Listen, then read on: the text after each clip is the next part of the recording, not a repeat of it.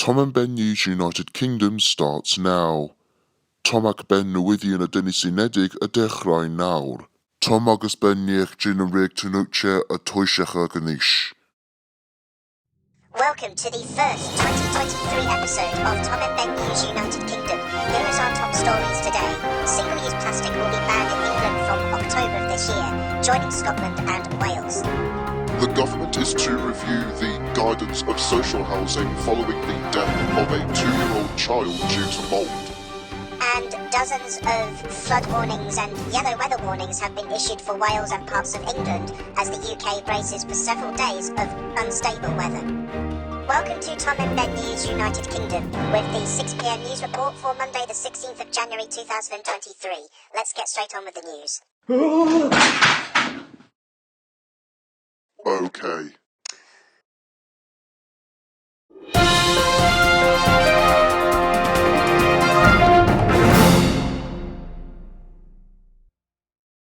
This is Tom and Ben News United Kingdom with Ben the Talking Dog and Tom the Talking Cat. Noswaitha, Oichivar, good evening. Billions of Catholics have bid farewell to former Pope Benedict XLI, who has died on New Year's Eve aged 95. Benedict was buried in the traditional triple coffin with a casket made of cypress wood, then enclosed by first zinc and then by a further wooden coffin. He is now buried in the crypt beneath St. Peter's Basilica in an area that was once occupied by the coffin of his predecessor, Pope John Paul II. The second phase of one of Lincolnshire's biggest road projects has officially been complete. Phase 2 of the Grantham Southern Relief Road opened 3 weeks ago, with traffic now beginning to use the new connection between the A1 and B1174. 6 new pillars were recently installed near the River Witham for a bridge that will form part of Phase 3 of the project, which is scheduled to open in 2025. Leader of South Kesteven District Council, Councillor Callum Cook, said, when complete, this key project will reduce congestion, disruption and delays through Grantham Town Centre, which forms part of SKDC's commitment to support local infrastructure for ongoing and sustainable growth. British-Iranian dual national Alireza Akbari, who was sentenced to death in Iran, has been executed. The ex-deputy Iranian defence minister was arrested in 2019 and convicted of spying for the United Kingdom, something which he denied. Prime Minister Rishi Sunak said the execution was a callous and cowardly act carried out by a barbaric regime. UK Foreign Secretary James Cleverly said the execution would not stand unchallenged. In response to this, Iran summons the British ambassador to Tehran, citing Britain's unconventional interventions. Ambulance staff have said they feel betrayed by the government's crude attempt to stop them from striking. In an open letter to Prime Minister Rishi Sunak, the GMB union has called for a constructive relationship in order to improve pay and working conditions for staff. It accused ministers of singling out ambulance workers and painting them as uncaring about safety standards.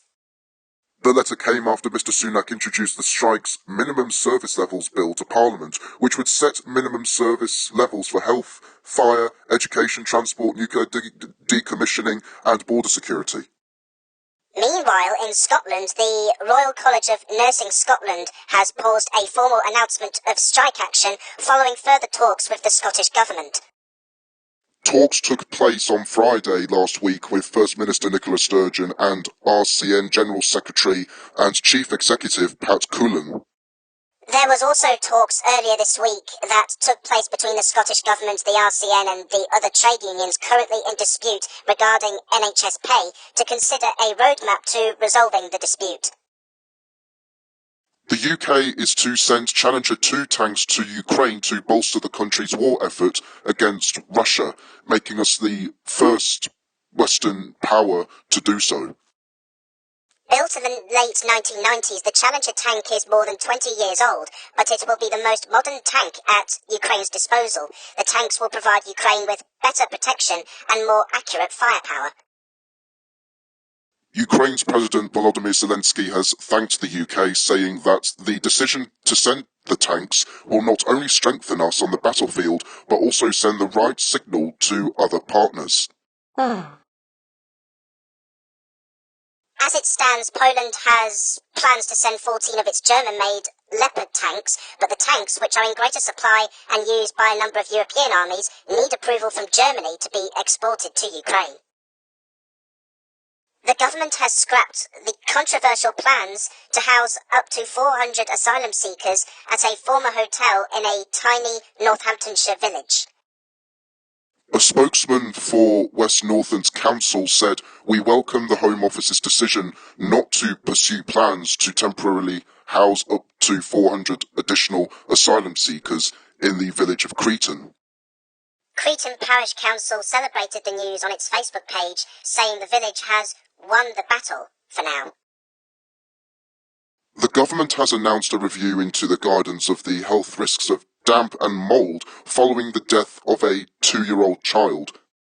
2-year-old Awab Ishaq died in December 2020 from a respiratory condition caused by mould in the one-bedroom housing association flat where he lived with his parents in Rochdale, Greater Manchester.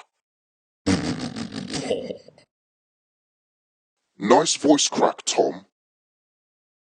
Oh, very funny, Ben.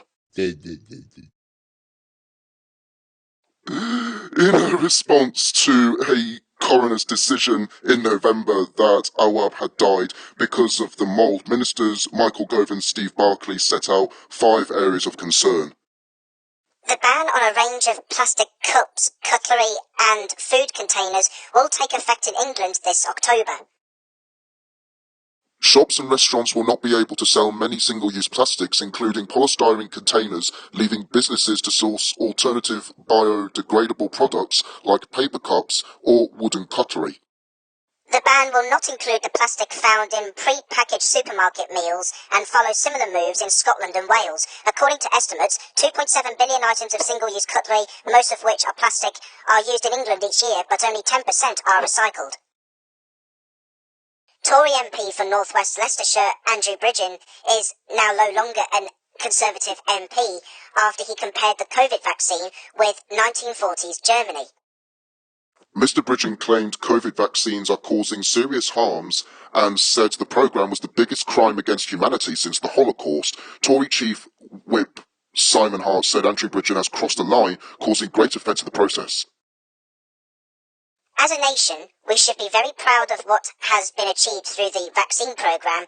The vaccine is the best defence against COVID that we have, he added.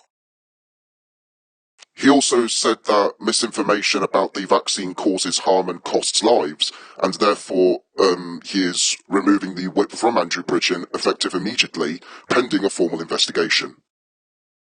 Controversial British-American online influencer Andrew Tate has lost a bid to end his detention in Romania. Tate was detained alongside his brother Tristan last month as part of an investigation into allegations of human trafficking and rape, which they deny. Authorities suspect the pair, along with 2 Romanian nationals, are running an organised crime group. Police will continue to hold the group for their 30-day period after a court rejected the appeal on Tuesday. Earlier, Mr. Tate was seen carrying what appeared to be a copy of the Quran as he walked into Bucharest's appeal court, handcuffed to his brother. The clear-up is continuing after rain left homes flooded, roads blocked, and caused travel disruption across Wales. People had to be rescued from cars trapped in water, homes were damaged and left without power amid flooding in parts of South and West Wales. An explosion has hit a gas pipeline connecting Lithuania and Latvia. It happened in the village of Valakeliai in Penevėžys County, northern Lithuania, said the country's gas transmission operator, Ambergrid.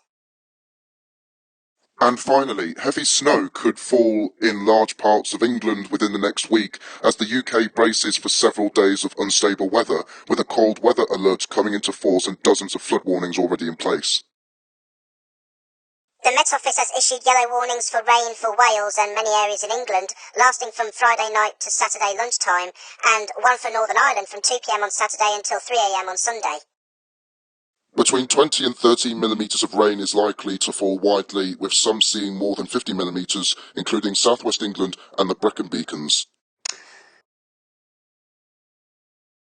And strong winds are also expected, with gusts of 40 to 50 miles an hour and possibly 60 miles per hour in exposed places along the south coast. Okay, to your weather now, and tonight... Whoa!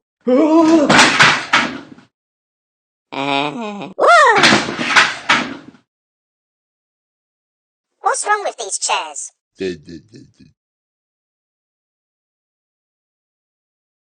They're from the £2 shop. You're kidding me. A chair can't come from a £2 store, can it? Well, it can. That's impossible. Anyways, to your weather now, and tonight we'll see the winds ease with some scattered wintry showers among us, mostly in the north and west. Colder on Tuesday with some wintry showers for the north and the west. The east will escape largely dry with variable cloud, turning breezy again on Wednesday with showers along northern, western and eastern coasts, but bright and dry elsewhere, and that is the weather. And that's all today. Thank you for watching. Have a nice day. Please subscribe, follow us on our Facebook page listed down below, and see you next Monday.